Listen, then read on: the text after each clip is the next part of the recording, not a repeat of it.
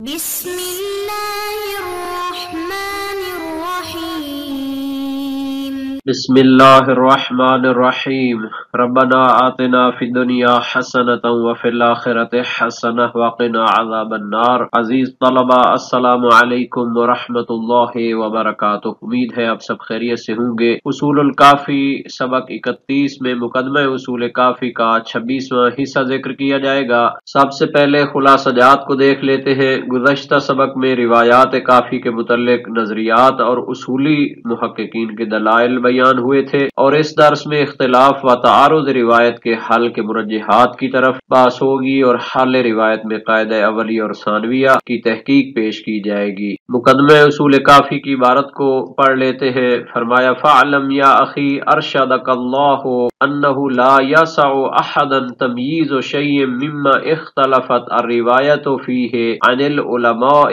بِرَأْيِهِ إِلَّا عَلَى مَا أَطْلَقَهُ الْعَالِمُ عَلَيْهِ السَّلَامُ بِقَوْلِهِ اعْرِضُوهَا عَلَى كِتَابِ اللَّهِ فما وافق کتاب اللہ عز وجل فخذوه وما خالف کتاب اللہ فردوه، وقوله علیہ السلام دعوا ما وافق القوم فإن الرشد في خلافهم، وقوله خذوا بالمجمع علیہ فإن المجمع علیہ لا ریب فیہ۔ اس میں جو لغات آئی ہیں ان کا معنی دیکھ لیتے ہیں۔ ارشد باب افعال سے ارشد یرشد و ارشاد سے ہے، رشد و ہدایت دینا، رہنمائی کرنا۔ لا یسع وسع یسع سے فعل مضارع منفی ہے، وسعت اور گنجائش نہ ہونا، تمییز امتیاز کرنا، فرق کرنا۔ اعرضو عرضا یعرض سے ہے کسی چیز کو پیش کرنا۔ وافقہ مطابقت اور موافقت ہونا۔ دعو یہ دعا یدعو سے دعوت دینے کے معنی میں نہیں ہے، بلکہ ودعا یدعو سے فعل امر ہے، چھوڑ دینا، الوداع کہنا۔ مقدمہ اصول کافی کی عبارت کا ترجمہ دیکھ لیتے ہیں۔ فَاعْلَمْ يَا أَخِي أَرْشَدَكَ اللَّهُ، جان لے اے میرے بھائی کہ اللہ تعالیٰ آپ کو رشد و ہدایت عطا فرمائے۔ أَنَّهُ لَا يَسَعُ أَحَدًا تَمْيِيزُ شَيْءٍ مِّمَّا اخْتَلَفَتْ الرِّوَايَةُ فِيهِ عَنِ الْعُلَمَاءِ بِرَأْيِهِ کہ کوئی شخص معصومین کی طرف سے منقول روایات کے اختلاف کو اپنی رائے سے حل کرنے اور اس کو امتیاز دینے کی گنجائش اور وسعت نہیں رکھتا، یعنی انسان کو اختلاف روایت کی صورت میں اپنی طرف سے اس میں رائے دینے کی ضرورت نہیں ہے۔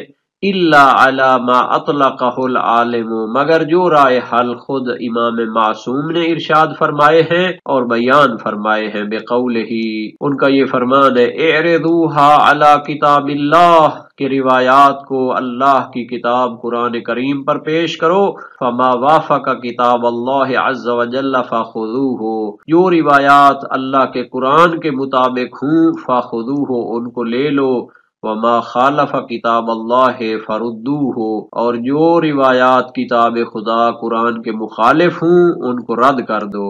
وقولہ نیز امام معصوم کا فرمان ہے دعوا ما وافق القوم، ان روایات کو چھوڑ دو جو مخالفین کے موافق اور مطابق ہوں۔ فإن الرشد فی خلافہم، کیونکہ رشد و ہدایت ان کے خلاف میں ہے۔ نیز امام معصوم کا فرمان ہے خذوا بالمجمع علیہ، کہ ان روایات کو لے لو جن پر سب کا اتفاق ہو۔ فإن المجمع علیہ لا ریب فیہ، کہ جن روایات پر شیعہ امامیہ کا اتفاق ہوگا تو اس میں کسی شک و شبے کی گنجائش نہیں ہے۔ تو یہ وہ رائے حل ہیں تین جن کو امام معصوم نے بیان فرمایا ہے، اور خصوصاً جو دوسرا مورد ہے تو اس کے حوالے سے بھی عرض ہے کہ چونکہ اس وقت جو حکومتیں تھیں وہ بنی عباس کی ہو یا بنی امیہ کی ہو، تو وہ لوگ ائمہ معصومین کی مخالفت میں قانون سازیاں کرواتے تھے اور بہت سارے لوگوں سے استفادہ کرتے تھے۔ تو امام معصوم نے فرمایا کہ اگر روایات کوئی ان کے نظریے کے مطابق ہو تو پھر ہماری وہ روایت آپ نے لینی ہے کہ جو ان کے مخالف ہم نے بیان کی ہو۔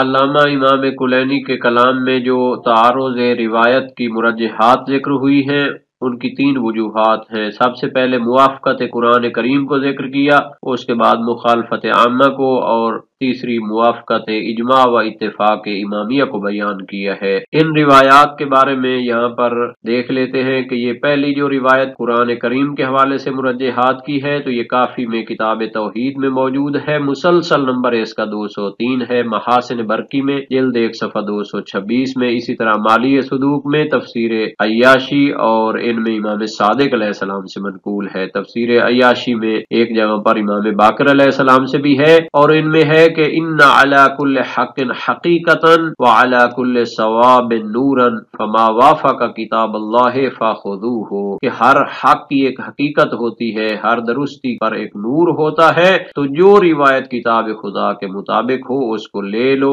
اور یہ کافی اور امالی میں فخذوہ ہے، وما خالف کتاب اللہ فدعوہ، جو کتاب خدا کے مخالف ہو اس کو چھوڑ دو۔ اور اس کے بعد والی جو دو روایات ہیں یہ عمر بن حنظلہ کی مقبولہ روایت کا ایک حصہ ہے، کافی کتاب فاضل العلم باب اختلاف حدیث مسلسل حدیث نمبر 202 بنے گا، من لا یحضرہ الفقیہ میں بھی ہے، تہذیب الاحکام اور اس احتجاج تبرسی میں بھی ہے۔ علامہ میر داماد جو کہ علامہ ملا صدرہ کے استاد ہیں، نہایت جلیل القدر عالم اور فلسفی شخصیت ہیں، امام کلینی کے کلام میں جو آیا ہے کہ سب سے پہلے مخالف روایت کی پہچان کے لیے ترجیح کتاب کو دیکھا جائے، تو اس کی وضاحت میں فرماتے ہیں کہ اہل بیت سے جو منقول روایات ہیں اگر ان میں اختلاف ہو تو سب سے پہلے قرآن پر اس کو پیش کرے، جو اس کے موافق ہو اس سے تمسک کریں، جو مخالف ہو تو اس کو رد کر دیں، مگر کوئی روایت صحیحہ قرآن کے ظاہر کی تخصیص کرنے والی ہو، چونکہ روایت کے ذریعے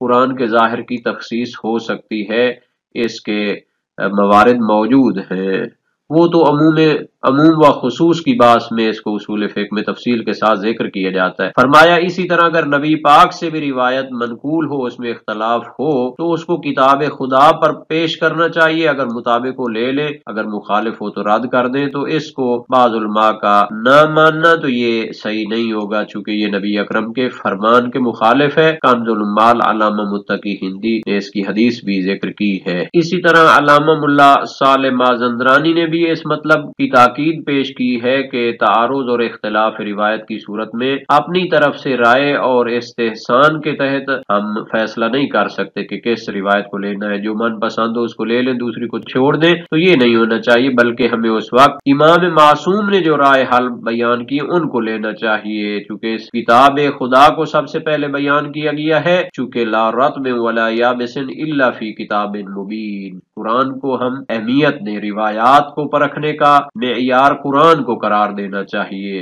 دوسرا موافقت و مخالفت عامہ ہے، تو اس کا بھی پہلے واضح ہو چکا ہے کہ چونکہ اس وقت کے جو مخالفین حکمران تھے ظلم اور جور روا رکھتے تھے، تو وہ لوگ اس طرح بعض اوقات حالات پیدا کرتے تھے کہ امام سے دو قسم کی روایات آئیں، تو ان روایات کو لینا ہے جو ان کے مخالف ہوں۔ تعارض و اختلاف روایت کی صورت میں قاعدہ اولیہ اور قاعدہ ثانویہ کیا ہے؟ قاعدہ اولیہ سے قاعدہ عقلیہ بھی مراد ہوتا ہے، کیونکہ سب سے پہلے ہم دیکھتے ہیں کہ روایات جو آپس میں اختلاف کر رہی ہیں اور دونوں حجیت کے معیار پر پوری اترتی ہیں اور باقی ساری شرائط جو سابقہ دروس میں بیان ہوئی تھی اختلاف روایت کی، تو اس میں علماء فرماتے حق یہ ہے کہ قاعدہ اولیہ اس میں تساقط ہوگا، اور اس پر بڑے علماء محققین موجود ہیں، اور بعض اس میں کہتے ہیں کہ تخییر ہونی چاہیے، تو بہرحال وہ اپنی جگہ ایک نظریہ موجود ہے۔ اور قاعدہ ثانویہ مرجحات اور تحقیق کی ضرورت ہوتی ہے۔ قاعدہ ثانویہ سے مراد یہ کہ جب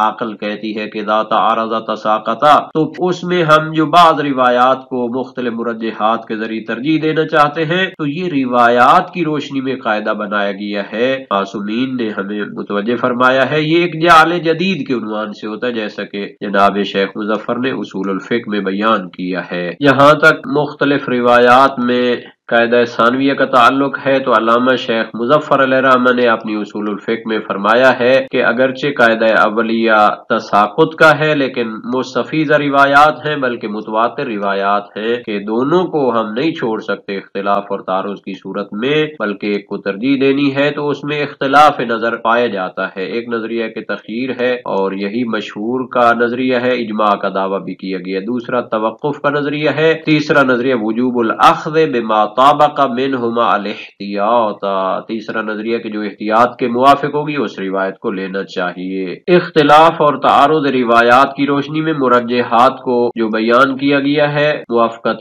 कुरान, मुखालफत आम्मा और मुवाफ़क़त व इजमा और इत्तिफाक इमामिया, पहले भी इनकी तरफ इशारा हुआ है। जहाँ तक कायदा सानविया के तहत मुवाफ़क़त किताब के जरिए तरजीह का ताल्लुक है तो रिवायात में इसका तज़किरा है, मकबूला उमर इब्न हंज़ला में है, हसन बिन जहम की रिवायत में भी है। इसके बारे में एक तहकीक यहाँ पे साहिब किफाया मुहक्किक खुरासानी फरमाते हैं कि ये जो मुवाफ़क़त किताब ये मुखालफत आम्मा है, इसको मुरज्जिह करार देने में इश्काल हो सकता है, चूंकि ये मुरज्जिह नहीं है बल्कि ये मुमय्यिज़ है। चूंकि जो रिवायत कुरान के मुखालिफ होती है उसको रिवायात में ज़ुख़रुफ़ और बातिल करार दिया गया है, लैसा बिशै करार दिया है। लम नकुल हो, इमाम मासूमीन का फरमान वो नहीं हो सकता। अमर बितरहिही अलल जिदारी, उसको दीवार पे मारना चाहिए। अगर कुरान की मुवाफ़क़त को हम उसके हक होने की अलामत लें और मुखालिफ को ज़ुख़रुफ़ और बातिल होने की अलामत लें तो ये मुरज्जिह नहीं होगा, बल्कि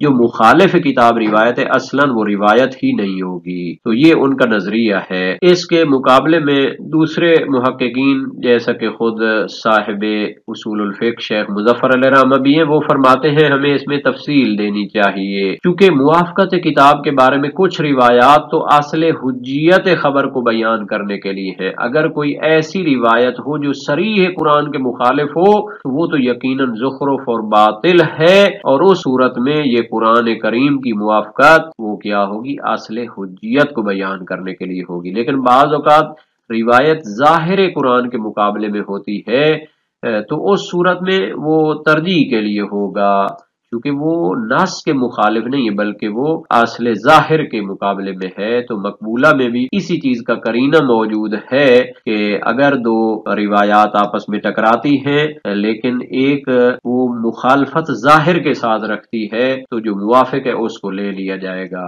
इसी तरह मुखालफत आम्मा के बारे में भी साहिब किफाया का नजरिया था, उसका जवाब भी वही होगा, और इसके बारे में रिवायात भी दलालत करती है जिनकी तरफ अल्लामा शेख मुज़फ़्फ़र ने उसूलुल फ़िक़्ह में इशारा फरमाया है।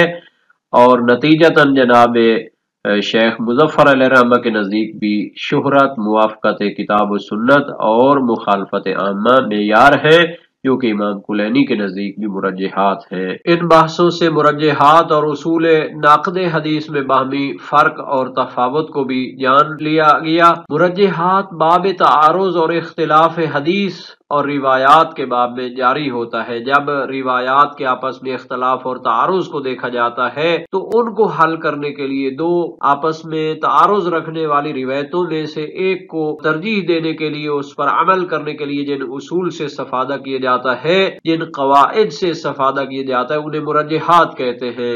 जबकि उसूल नाक़द हदीस हदीस की असालत और हकीकत को कश्फ करने के लिए इस्तेमाल करते हैं, यानी कि अगर खुद तारुज़ हदीस न भी हो तो एक हदीस की असालत को जानने के लिए कि आया ये मौजू और जाली तो नहीं है, उसके लिए जो उसूलों से इस्तिफ़ादा किया जाता है उन्हें उसूल नाक़द हदीस कहते हैं या कवाइद नाक़द हदीस कहते हैं। उनकी भी तहकीकात की जाती है, बड़े उलमा ने इन पर किताबें लिखी हैं, उनकी तरफ हम अगली स्लाइड में इशारा करेंगे। जहाँ तक उसूल व कवाइद नाक़द हदीस का ताल्लुक है तो उसमें मुख्तलिफ उलमा ने आरा पेश की है। अल्लामा मोहम्मद तकी तुस्तरी की अल अख़बार दखीला, इसी तरह दीगर उलमा की जो किताबें हैं उनसे जो मजमूअन चीज साबित होती है कि वो रिवायात को परखने के लिए कुरान करीम की मुवाफ़क़त को जरूर देखते हैं। इसी तरह सुन्नत मुतवातिरा क़तइया से मुवाफ़क़त को देखा जाता है, बदीही कवायद अक़ल से मुवाफ़क़त को देखा जाता है,